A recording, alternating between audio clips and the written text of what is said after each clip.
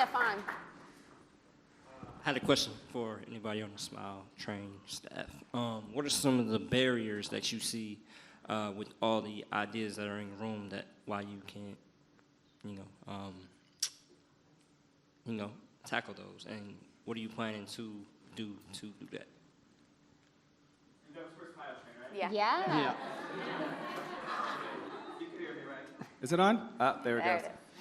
Not ice cream, microphone. They taught me how to do this. So, first of all, we are listening, and this is exactly what we need. And Melissa, really, like I said, we've hired her now. She's 10 months in the job, and her role is to focus on the U.S. programs and what we can do here. Like I said, I've been with Smile Train for 21 years. Are there barriers? Yes, because as you know, from state to state and working, we wish everybody had the best cleft experience at each of their centers in each hospital. And we hear that all the time, that maybe they don't have the full care. We know that care stops at 18. We're hearing this. So we are doing our best to get to these centers. What's great is now, because you guys are champions, you're advocates, you have that relationship with your cleft team. Open that door for us, because a lot of times, I'm going to be honest with you, wow, it was many years ago, we sent the U.S. cleft teams, I'll never forget this, a donation. We said, use these for your programs. We know you need help. Most of them sent it back and said, don't worry, we don't need it. But they didn't understand the programs we could offer, the transportation. Like we said, we are paying for transportation services. We have those funds available. Yes, it's not unlimited, so those are probably our barriers, but whatever we can do to really help that, or advocate, I mean, that's really what it is. What is it in your community that's missing? And I think Susan mentioned, like, we've done a really great work on the ground because we've been able to build that infrastructure from the ground up, how we wanted the comprehensive cleft care program to run. We've walked into the US program, and now we're like disassembling it and like figuring like, well, what can we do? And as you could see, I don't want to say it's a mess, but I think you mentioned it. It's like the and that's with all medical. Like, I know sometimes I go to get something done, like I have to go here to do this, to do that, and then you see the cost, I'm like, I thought it was free, and then, so I understand that. But it's interesting in the developing world because we were able to build it from the ground up. We set it in the right, proper way, but we have so much work we can still do there. So we're taking these learnings from here, we're learning from there and bringing them here, so it's just keep on letting us know. And I probably it's a good time, Adina, you're somewhere out there, right?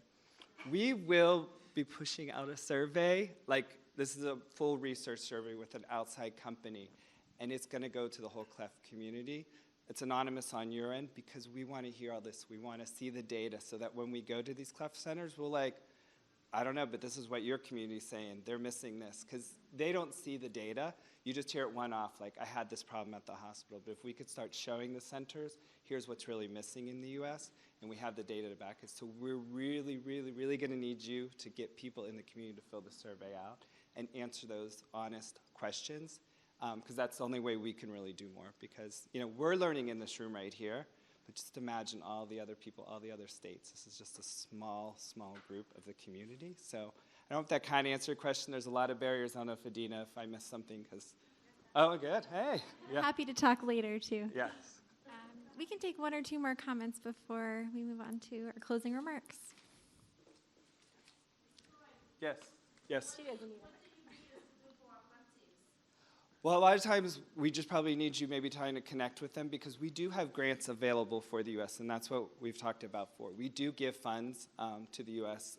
cleft teams here. So it's sometimes just letting them know of the resources that we have, the types of grant we have, like even the transportation grants, which someone might not realize, because we know mothers sometimes and fathers have to take off from work that day. They can't get there. It's a train ride in. Like you said, some are from rural areas, or if not, like a lot of travel down to Chicago to do this. So we know there's costs. Not everybody's fortunate. We completely understand. We know, we work in the developing country because it's low and middle income, but we know that also exists here too. It's letting those people know, and I think Rebecca said it too. There's many times immigrant situations and things that we can try figuring that out and helping them. It would be Melissa over there, yes. She is based in Virginia, and like I said, she is in charge of developing out from the partner level from the hospital. Sorry, partners we call like our cleft teams and our cleft hospitals. And then we work with the community, you all, so it's like us all coming together as one partnership. It sounds like they might be more open to hearing from us connecting. I think because they see to Smile you. Train coming in, and they're like, what do they want? Right. Yeah, It's and you know, like a lot of hospitals, to be honest, they have their own foundations. They do their own fundraising, and then they come in and they're like, Smile Train wants some money. No, it's the opposite. We want to give you money. Like, it's kind of like Right. very So us confusing. So I bringing think in- you guys are the best advocates to open those doors and those networks, and talk to the, you know, and we know, like, people retire, like you've mentioned. That happens. So it's a new age of also young fellows coming up in residence and taking on this. Yeah. Any other questions? Go, Christine. Well, this is just kind of like something that just came to me, and actually it's twofold.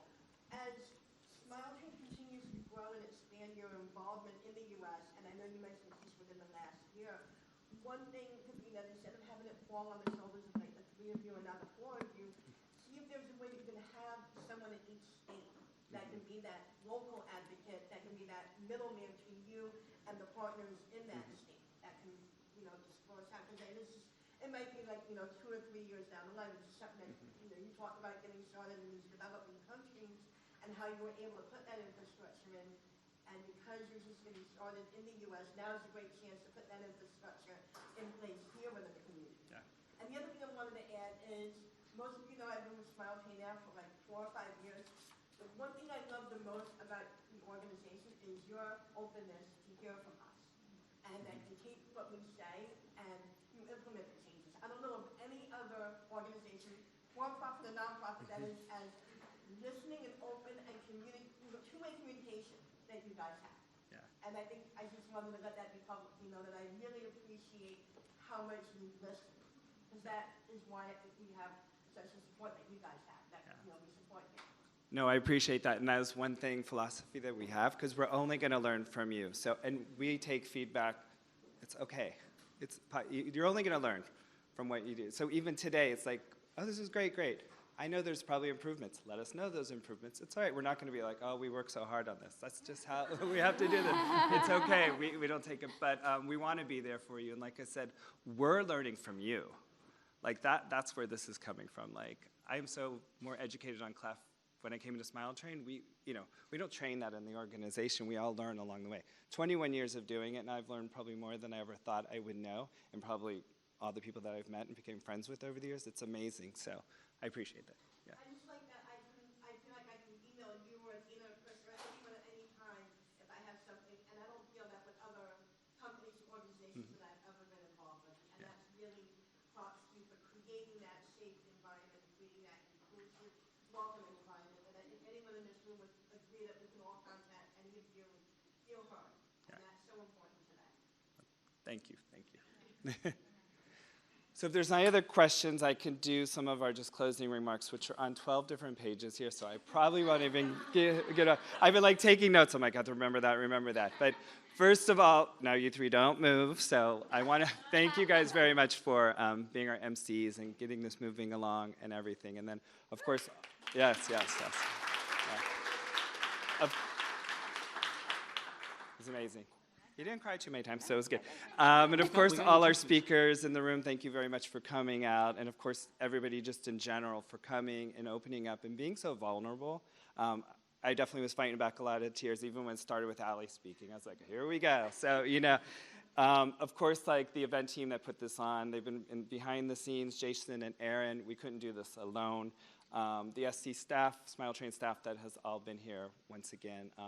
To the amazing parents and moms and everybody out here, it's just amazing how supportive you guys are. I know that doesn't always help, but it's just really, always helping everywhere, but it's really good just to see all that support. It warms my heart. A special really shout out that Adina and myself are going to thank. Krista, you did amazing. So this is like, yes.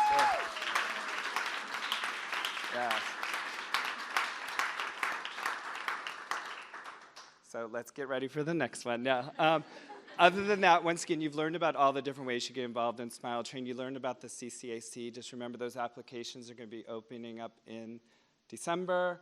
Right now, we do have the Student Ambassador Program open. That's for high school students. So if you know anyone, a friend of, they don't have to be clef affected, but it's a great way to meet other people. It's usually a mix of clef affected and non. What else do we have? We have this YLC. That is also open. Some of the members are here tonight. Once again, we're always looking for more people. And what's great about that, we do a fun conference in New York City. I couldn't even keep up with them, so that's how. Other ways, obviously, I will have our athletic programs and community fundraising. And it doesn't always have to be about fundraising for us. I want to know that just support talking about Smile Train and the resources we can do and provide. That's valuable enough. Obviously, follow us on social media. Other than that, I think we're all good. We will be meeting down here at 6 p.m.? 6 p.m. at the lobby, and we're going to walk over to Pinstripes. It's about a 20-minute walk. We'll have a couple different groups going at that time. It doesn't start till 6:30, but we want to start leaving there at 6. It does go till 9 o'clock, but you don't have to stay the whole time if you're tired or exhausted, but I'm going to be there the whole time, so. Other than that, once again, we did have some, Pat, it looks like all your books went, so thank you very much for donating those. We also had some products you might have seen from Senegence. I just want to explain where that came from. We partner, one of my roles, which is kind of the fun part, is we partner with the Miss USA and Miss Universe organization, and they partner with Senegence, which is a makeup company. And Senegence actually donated $50,000 to us and then gave us all these in-kind products. So it was very wonderful to do that. So I want to just give a shout out to them, which has been very amazing. I think they ran out, but I can get you more if you need any. And then once again, like I said, Pat, thank you for your books. Other than that, I think it's a wrap. Did I miss anything? Oh, cupcakes. When you are leaving, there are cupcakes still left. There's also gluten-free ones, so make sure you ask if you need those. And vegan. Oh, so there we go. So thank you very much, and we will all see you at Pinstripes, and that's a wrap.